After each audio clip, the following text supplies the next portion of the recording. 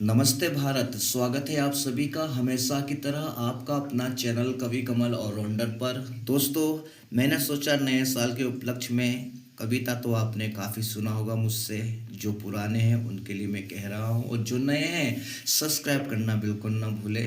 तो मैंने सोचा आज मैं एक मोटिवेशन एक स्टोरी लेकर आऊँ जिसमें 3 किरदार हैं, गधा, बंदर और शेर।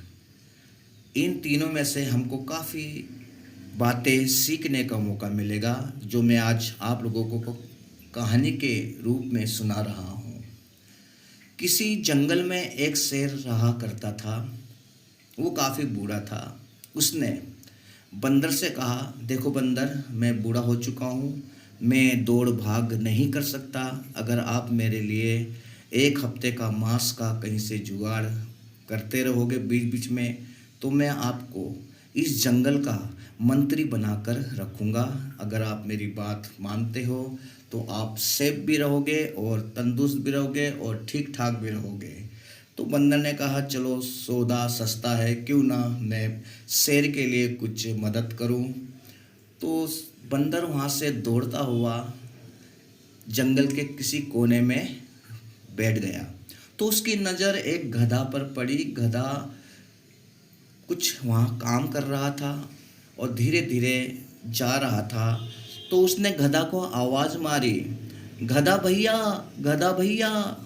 तो गधा ने सुनी, बोला है बंदर तो कभी मुझे भैया शब्द तो किसी ने इस्तेमाल नहीं किया, लेकिन अब वो तो गधा ही ठहरा, गधे ही रहा। तो उसने कहा, क्या बात है, बात तो पक्का सुननी ही चाहिए, आखिर बंदर क्या कह रहा है और क्या कहना चाहता है मुझसे।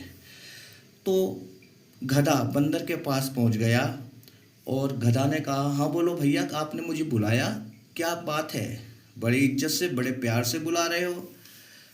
तो बंदर ने चतुर बंदर ने काफ़ी उसको मक्खन पॉलिश लगाते हुए और एक सीरियसपन अपने चेहरे में लाते हुए उससे कहा, देखो भैया, मैं कल शेर के पास गया था, जो जंगल का राजा है, आपको तो पता ही है। तो उसने बोला, हाँ मुझे तो पता है, शेर जंगल का राजा है। तो उन्होंने कहा कि बंदर ने कहा कि वो शेर जो है 1 महीने के लिए तीर्थ स्थान जा रहा है विद फैमिली, 1 महीने तक वापस लौटेगा। तो वो चाह रहा है कि कोई बुद्धिमान ऐसा जानवर जो जंगल में बुद्धिमान हो और सीधा हो। तो उसने एकदम से जवाब दिया, गधा ने, अरे मैं तो बहुत सीधा हूँ। तो उसने कहा, हाँ यही आप, बिल्कुल आप उचित हो इस कार्य के लिए, आप शेर के पास जाइए। तो शेर ने कहा है कि 1 महीने तक का आपको जंगल का राजा बनाकर रखेंगे। तो गधा ने ना आओ देखा ना ताओ देखा और ना दिमाग लगाया, सीधा शेर के पास चला गया। और शेर तो उसको मार डालने की इच्छुक में मन में बैठाए बैठा था। तो उसने गधे से जैसे ही वार किया गधे के ऊपर, तो गधे के दोनों कान वहीं छूट गए, यानी कि निकल गया, काट दिया उसने। तो गधा दौड़ता हुआ वापस बंदर के पास आया।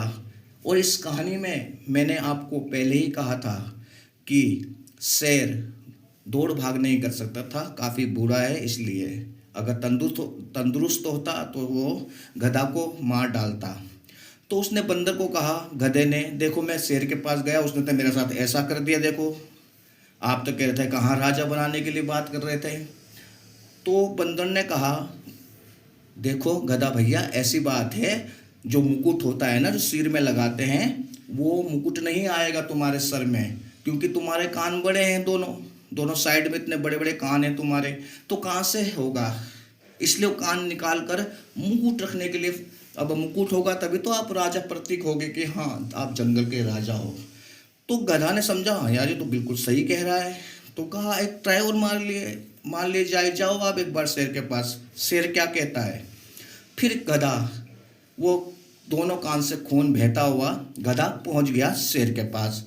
फिर शेर ने उसको दोबारा से मारने की कोशिश करी, लेकिन वो मार नहीं पाया, लेकिन पूंछ उसने निकाल लिया गधे का। फिर गधा वापस बंदर के पास। बंदर तमाशा देख रहा था काफ़ी दूर से।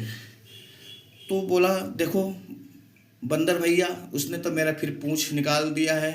अरे आप अभी भी नहीं समझे, जो सिंहासन होता है बैठने के लिए, जो सीट होती है, आप उसमें बैठोगे तो आपको जो आपका पूंछ है वो डिस्टर्ब करेगा ना, तकलीफ होगी आपको। इसलिए वो पूंछ हटा दिया है आपके, ताकि आपको बैठने में आसानी हो।